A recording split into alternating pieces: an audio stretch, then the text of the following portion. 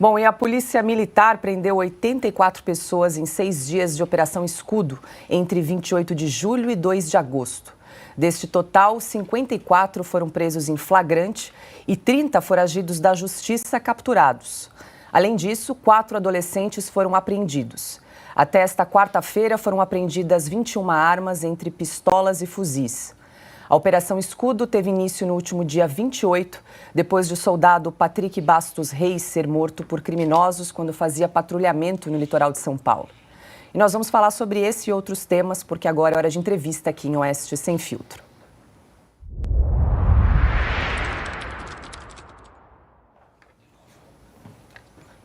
Bom, nós estamos recebendo aqui no estúdio de Oeste Sem Filtro, Guilherme Derrite, secretário de Segurança Pública de São Paulo. Secretário, muito obrigada pela entrevista, seja muito bem-vindo aqui ao estúdio de Sem Filtro.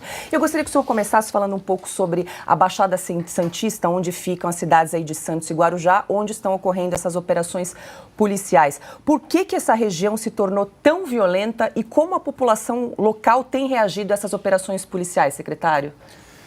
Bom, boa tarde a todos, prazer estar aqui com vocês. A gente tem que contextualizar para explicar o motivo pelo qual nós estamos realizando uma operação na Baixada Santista.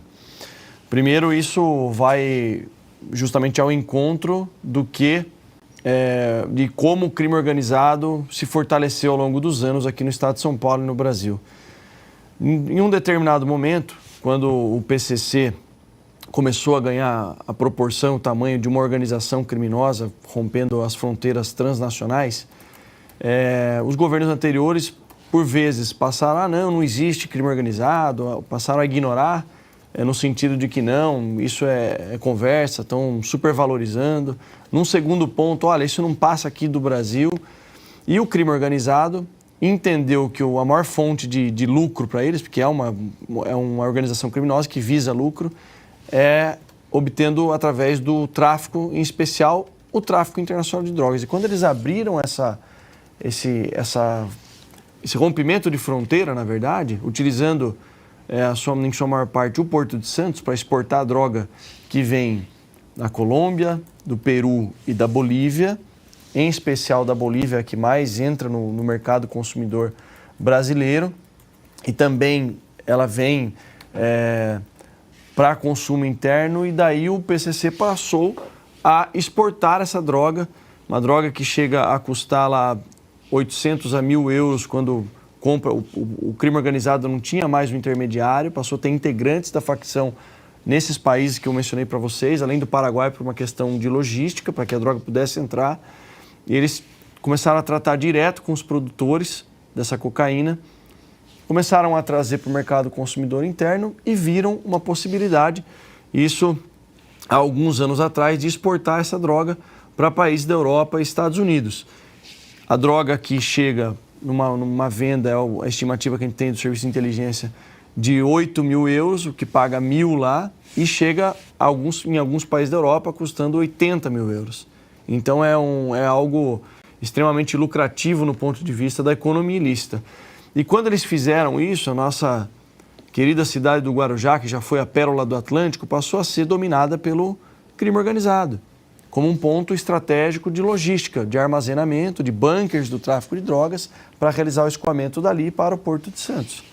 Então, a partir desse contexto histórico, que eu estou resumindo aqui, você tem uma escalada da violência em proporções geométricas no Guarujá e na Baixada Santista, e aí uma série de atentados contra forças policiais, de abandono do Estado, no sentido de que, olha, o Guarujá não dá mais. E nós assumimos a nossa gestão sob o comando do governador Tarcísio, que tinha como no seu plano de governo um dos braços fortes a segurança pública, fazer algo diferente do que havia sido feito em anos anteriores.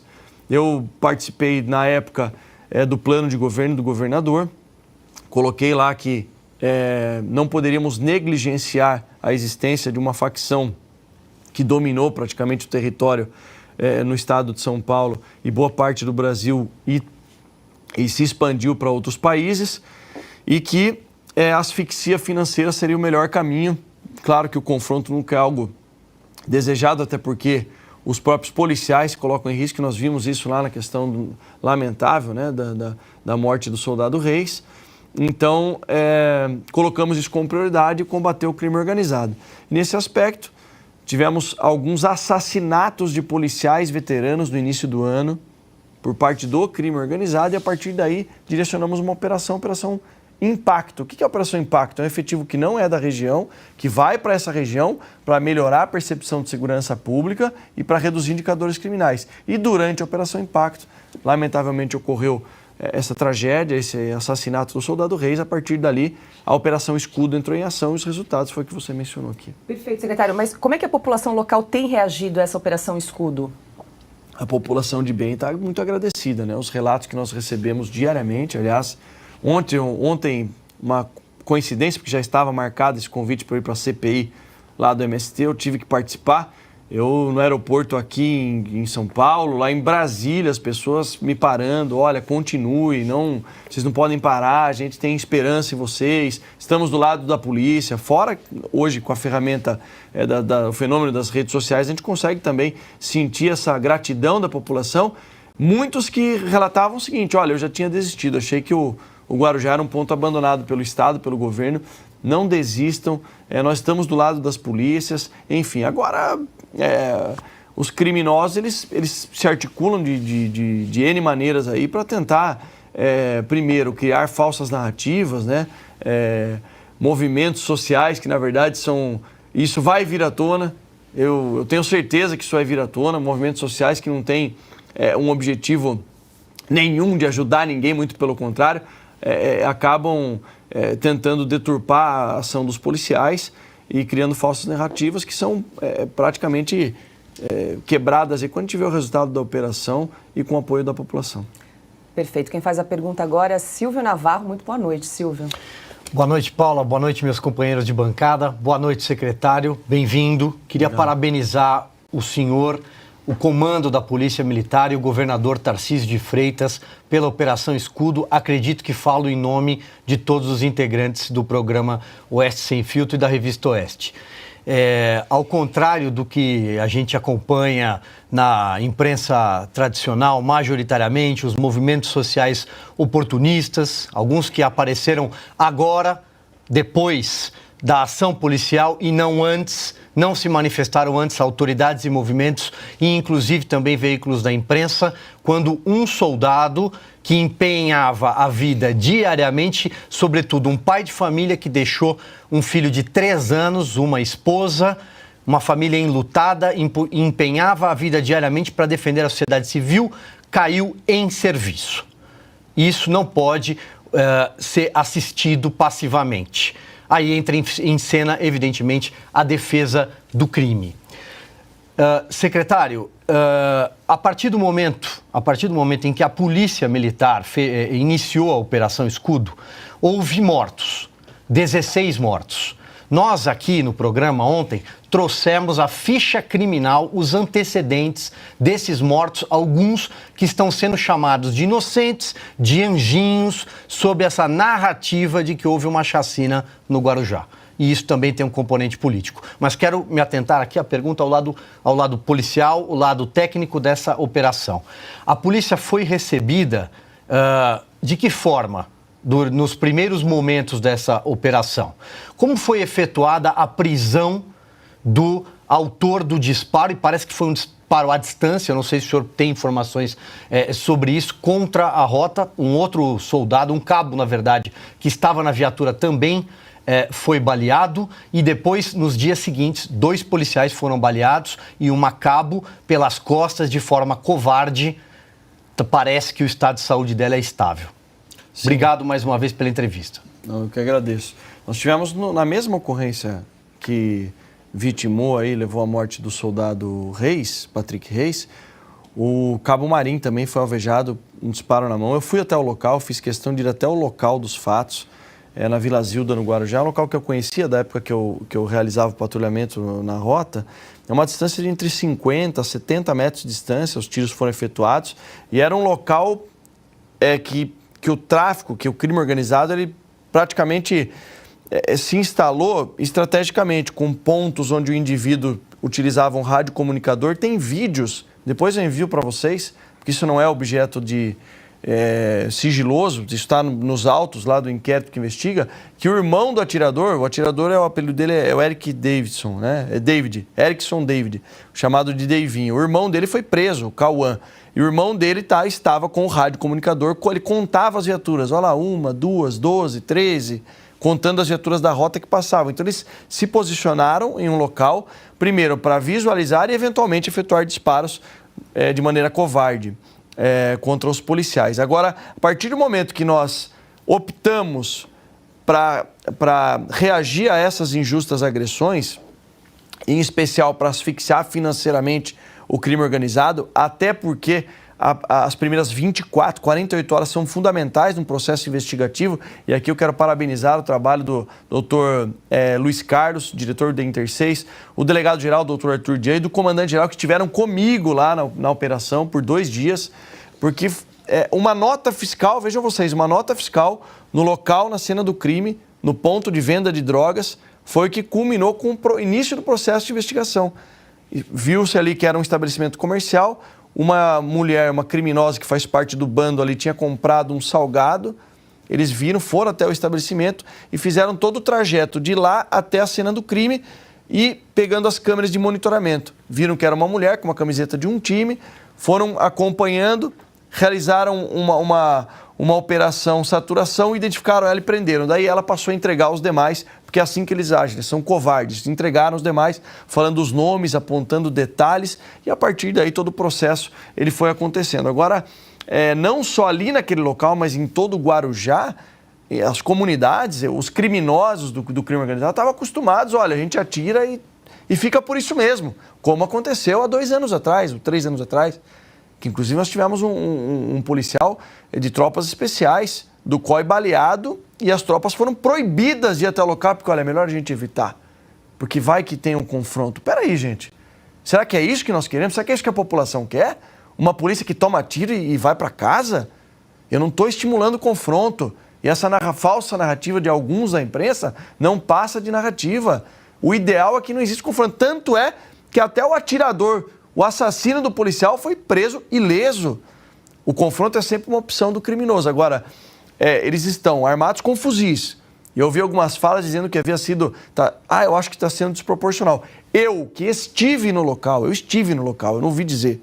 Eu acompanhei uma parte da operação. Eu vi armas de guerra sendo apreendidas. Como você mencionou aqui, Silvio, uma honrada policial militar, uma mãe, foi alvejada por 7 disparos pelas costas. Ela não morreu porque Deus agiu, eu tenho certeza. E detalhe que ninguém sabe como exatamente aconteceu. Eles estavam parados, encerrando o serviço, ela preenchendo o relatório, o seu parceiro muito profissional, muito atento do lado de fora, vendo tudo que está acontecendo, sentindo que o clima ali era um clima anormal e exigia da parte dele uma atenção maior, escutou um carro vindo e os indivíduos já viraram a esquina, atirando, 2 com fuzis atirando neles.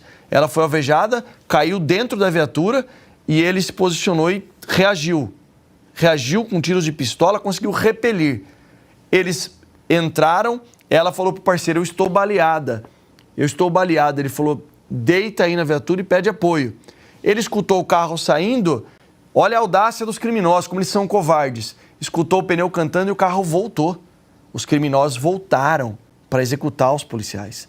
Esse policial, que é um herói, ele não deu tiro em papelão, ele salvou a vida da parceira dele, a dele.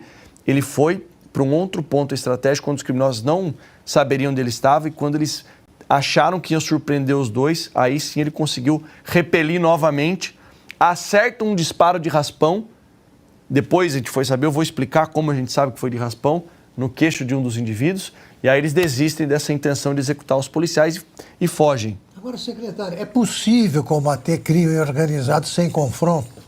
O senhor imaginava, por exemplo, eu endosso tudo que disse o Silvio sobre o trabalho de vocês.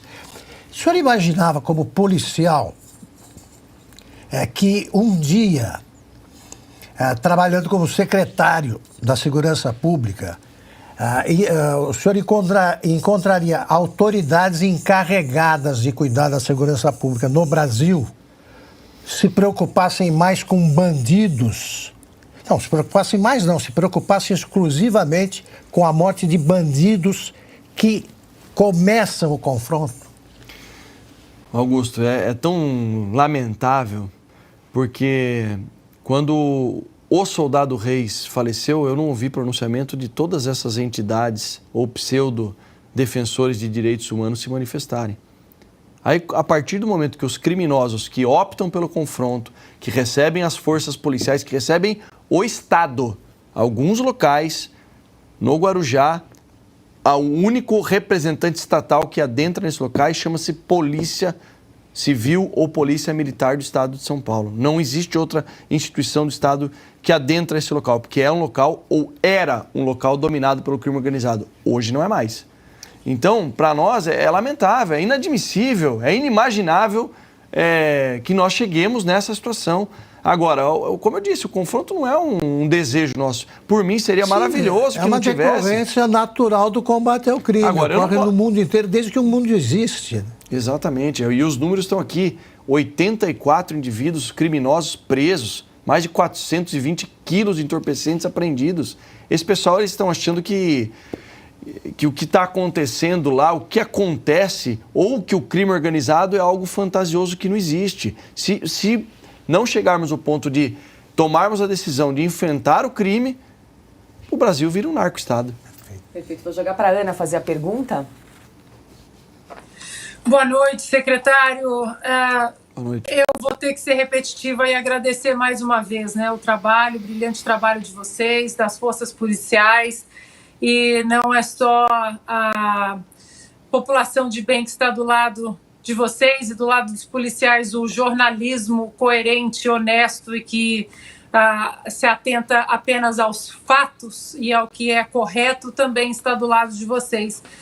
Secretário, queria entrar num outro debate que, né, agora, o senhor também que já foi aí bastante, né, em Brasília, esteve em Brasília, ali no Circo de Brasília.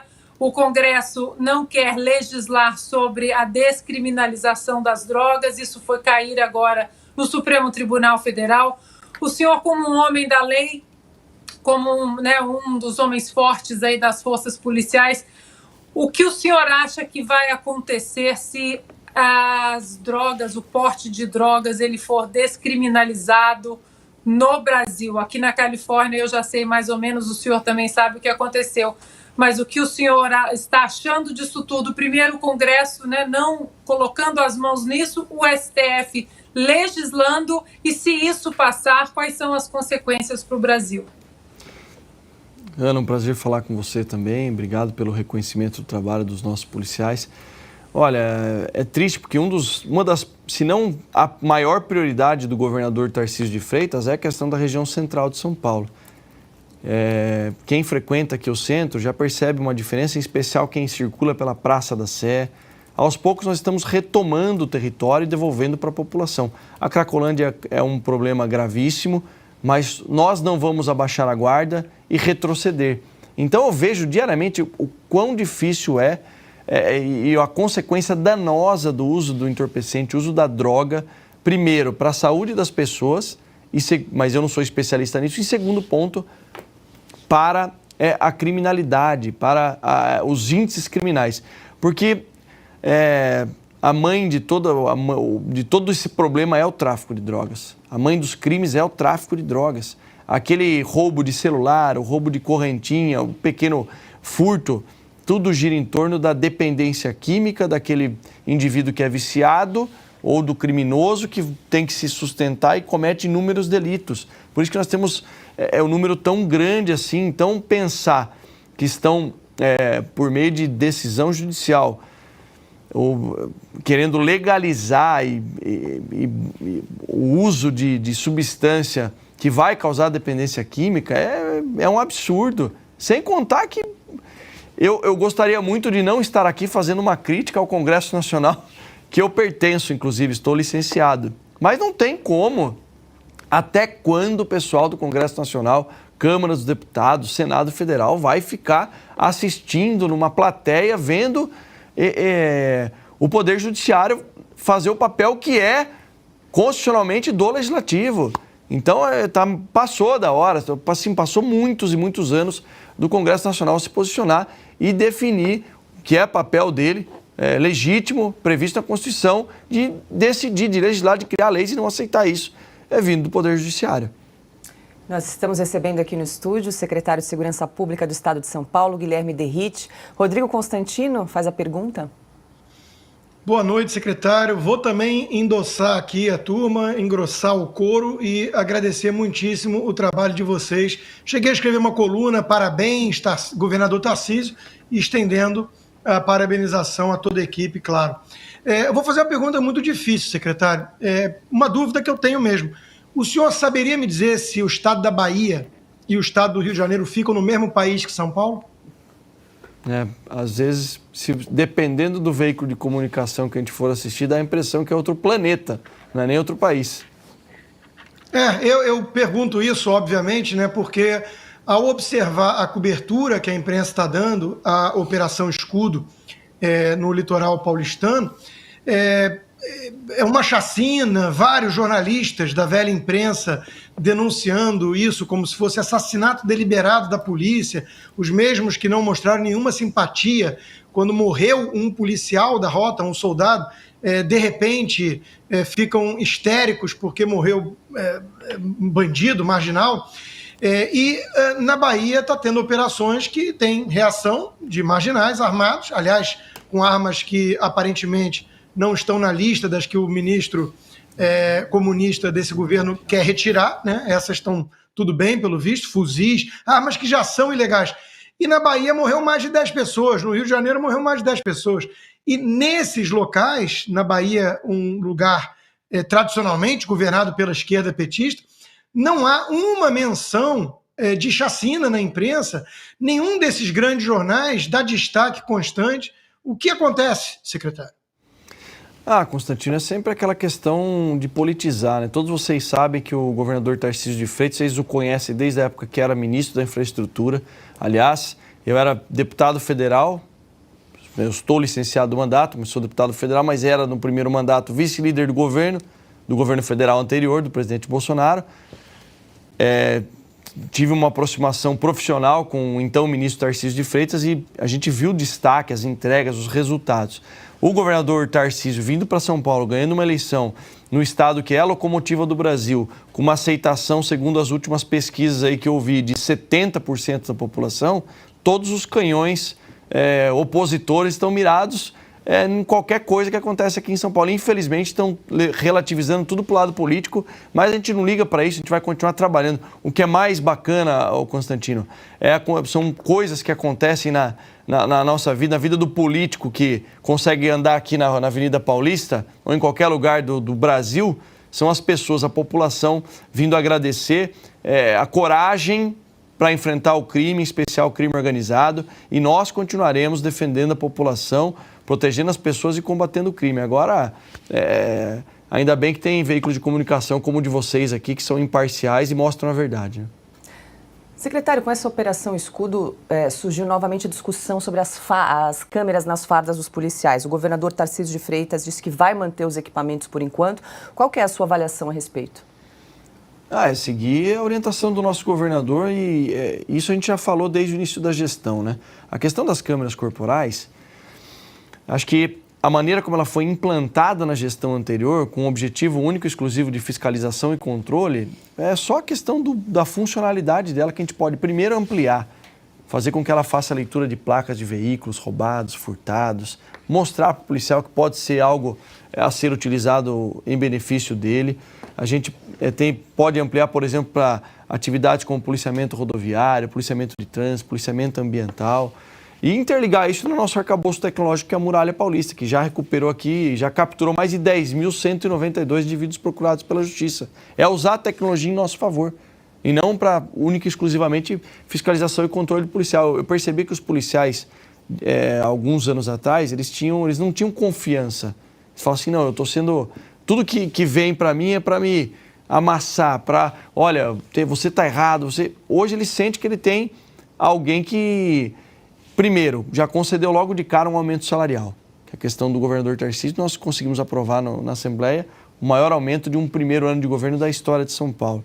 No segundo ponto, em casos que ocorreram, pressão da mídia, retirar policial fulano de tal, porque efetuou disparos na ocorrência, uma ocorrência da Rota no início da gestão, 2 criminosos armados ali na iminência de atirar para cometer um roubo, o policial fez uso da arma de fogo, pressão de mídia, de ouvidoria, que nem tem poder da lei para requisitar a retirada de policiais da rua, e nós nos posicionamos. O policial que age dentro dos limites da lei vai continuar trabalhando no serviço operacional. Então é mais uma questão de gestão, conscientização dos policiais, e creio que o que o governador decidir, a gente está alinhado com relação a isso. Dá para fazer do limão uma limonada, sem dúvida alguma. Silvio. Secretário, essa operação Escudo vai até o final do mês praticamente, né? Tem mais um período no litoral de São Paulo. Quantos homens tem hoje na Baixada Santista, onde a criminalidade se espraiou numa velocidade enorme no governo anterior, especialmente? Já vem há uma década, mas nos últimos anos isso aumentou. Quem conhece os municípios ali, as margens da rodovia Padre Manuel da Nóbrega, por exemplo, Mongaguá, Itanhaém, Peruíbe, quem conhece o outro lado, Praia Grande, Santos, o Guarujá, que tem uma característica, inclusive, geográfica, que é similar ao Rio de Janeiro, de certa forma, tem morro. A polícia, sim, nessa operação, pelos relatos que a gente acompanhou, até da própria secretaria, divulgado pela Polícia Militar, encontrou até barricadas em determinadas entradas de viela, onde só passa dali o assaltante. Então eles fazem os arrastões nas praias e correm lá para dentro, e tem barricada mesmo. Tentaram dominar o território, um domínio de território, esse, sim, é o termo. Criação de um estado, né, paralelo. Isso afetou... por exemplo, o número de roubos e furtos cresceu 30% nos últimos anos na região do Guarujá. Nessa operação, já são mais de 2.000 carros e motos só nessa semana vistoriados, e apreenderam 150 entre carros e motocicletas. Fora, evidentemente, entorpecentes, como o senhor já citou. O comércio... Os números das associações de comércio são que houve declínio, estão fechando as portas. E houve, evidentemente, uma fuga de turistas, porque tem medo de frequentar aquelas praias belíssimas. As casas de veraneio estão à venda. Então eu pergunto, tem esse período, evidentemente, até o final do mês, há possibilidade de uma ação continuada na região do litoral sul de São Paulo para devolver justamente aos turistas e aos moradores que pagam impostos e pagam caro nessas regiões para ter segurança? Não, sem dúvida alguma. É o que o governador mencionou, e eu estava junto com o governador na coletiva, que vai durar no mínimo 30 dias. Então não tem previsão de acabar. É claro que o efetivo que nós temos hoje lá é de 600 homens. Isso, de acordo com a necessidade, a gente pode haver um remanejamento, pode, mas a operação continua sem prazo para acabar. Agora, um ponto importante que está previsto na nossa gestão como prioridade... São 2 fatores, já falei aqui da região central, nós vamos inaugurar um batalhão novo na região central de São Paulo, e vai ser um batalhão de choque. O segundo batalhão de choque, o batalhão Anchieta, que faz os jogos no estádio de futebol, policiamento em eventos, ele tem uma companhia chamada ROCAM, que são os policiais com a motocicleta, ronda ostensiva com apoio de motocicletas. Nós vamos emancipar de companhia para ampliar para batalhão, e vai ficar sediado na região central para intensificar o patrulhamento na área centro, aumentando, mas é aumento de efetivo, não é criação de BAEP, como foi na gestão anterior. Eu vou criar um BAEP, mas eu tiro efetivo desse batalhão, desse. Não é Frankenstein, a gente vai criar com aumento de vagas por decreto do governador Tarcísio, aumento real de efetivo. E um segundo ponto, o BAEP de Santos, que é o Batalhão de Ações Especiais de Polícia, segundo o BAEP, nós vamos criar uma companhia destacada no Guarujá. Estou falando do aumento real de 120 policiais, aumento de efetivo. Então a gente não vai baixar a guarda, e nós queremos fazer... Olha que relato triste que eu vi. Secretário, eu adoro o Guarujá e vou desde criança. Uma senhora me falou isso no aeroporto. Mas as últimas... Faz anos que eu não vou, e as últimas vezes que eu fui, eu não peguei aquela região do túnel, sabe? O túnel da Sabesp, porque ao lado tem uma comunidade que chama Morro do Macaco, no distrito de Vicente de Carvalho. Porque ali, toda vez que o trânsito para, tinha roubos.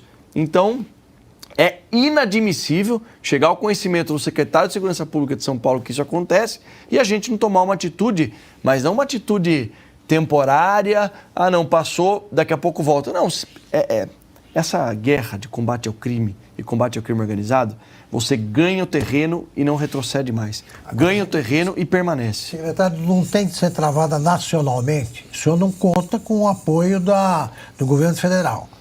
O ministro Flávio Dino está a favor dos bandidos. Está querendo saber por que morreram. É possível travar essa guerra se ela se restringir só a São Paulo? Sabe o que a gente fez, Augusto? Uma iniciativa muito bacana do secretário de Segurança Pública do Paraná, Coronel Hudson Teixeira. Ele teve a iniciativa de reunir 5 estados da federação: Rio Grande do Sul, Santa Catarina, Paraná, São Paulo e Mato Grosso do Sul, para realizar operações nas fronteiras, porque desses 5 estados que eu falei, cerca de 70% do escoamento do mercado ilícito passa por esses estados, vindos ali da região do Paraguai e da Tríplice Fronteira. E utiliza da infraestrutura desses estados, que tem uma boa infraestrutura para transporte, para viagens, para turismo, mas é por onde o mercado ilícito passa. Estou falando de drogas, armas, contrabando. Ele teve a iniciativa de reunir para fazer operações em conjunto. A primeira reunião foi no Paraná e eu fui ali vendo a iniciativa, achei fantástico, até porque a Polícia Rodoviária Federal, que é uma grande instituição, tinha uma tropa especializada em combate nas fronteiras. O atual governo federal desmobilizou. Você lembra, se vocês se recordam das grandes apreensões de cocaína, eu não ouço mais falar. E são os mesmos policiais que estão trabalhando lá. Então, com essa desmobilização, o número de apreensões reduziu. Isso é um prejuízo muito grande. Então, nós, vendo isso, nos fortalecemos, nos unimos para a troca de informações de combate ao crime organizado, operações nas fronteiras, e aí eu tive a ideia de chamar os deputados e senadores. O segundo encontro foi em São Paulo, vieram 12 deputados federais, o senador Sérgio Moro, e nós entregamos uma carta aberta ao Congresso Nacional na figura desses representantes, inclusive o deputado Sanders, presidente da Comissão de Segurança Pública e Combate ao Crime Organizado da Câmara. Senhores, nós temos prioridade nesses projetos aqui. Eu coloquei um deles lá, o que vocês já estão enjoados de me ouvir falar, que é o da saidinha temporária de preso, que eu consegui aprovar na Câmara dos Deputados, mas está parado no Senado. Esse nosso sistema bicameral precisa evoluir e eu tenho certeza que a união desses estados vai surtir um bom efeito, já que, de verdade, não estamos vendo por parte do governo federal essa aproximação para combater o crime organizado. Perfeito. Só quero registrar, secretário, que mais de 50 mil pessoas estão nos assistindo ao vivo no canal da Revista Oeste aqui do Sem Filtro. Ana, tem mais uma pergunta? Tenho sim, secretário. O senhor mencionou o senador Sérgio Moro. Minha pergunta envolve exatamente o nome dele. Essa semana, mais uma página aí foi revelada ao público, né, do plano para assassinar o Sérgio Moro. E nós ouvimos do presidente Lula que tudo isso poderia ser uma armação, né, do Sérgio Moro. Eu queria que o senhor falasse um pouco da complexidade que é esse tipo de plano, esse tipo até de desarmar, e como, claro que não entrando em detalhes, e como é importante as forças policiais, como esse plano foi desmantelado e o perigo que o agora senador Sérgio Moro ainda corre, se ele ainda corre perigo.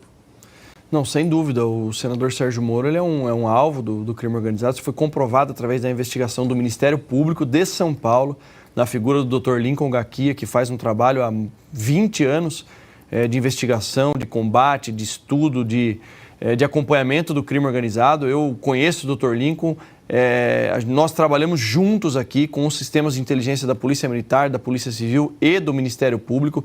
Temos um acordo de cooperação assinado entre o Ministério Público e a Secretaria de Segurança Pública. Pela primeira vez foi assinado de troca de informações de inteligência para acompanhar esses indivíduos da cúpula do crime organizado em São Paulo. Então, ver uma declaração dessa do presidente da República é mais do que um absurdo, porque o plano do crime organizado para matar o senador ou algum familiar dele, ou eventualmente até sequestrá-lo, era um plano real. Essa semana nós tivemos aí um encontro de artefatos explosivos que seriam utilizados, e tudo isso está sendo ainda objeto de investigação. A Polícia Federal está atuando nesse caso, foi ela que cumpriu, mas recebeu todo esse trabalho de inteligência e investigação do Ministério Público de São Paulo.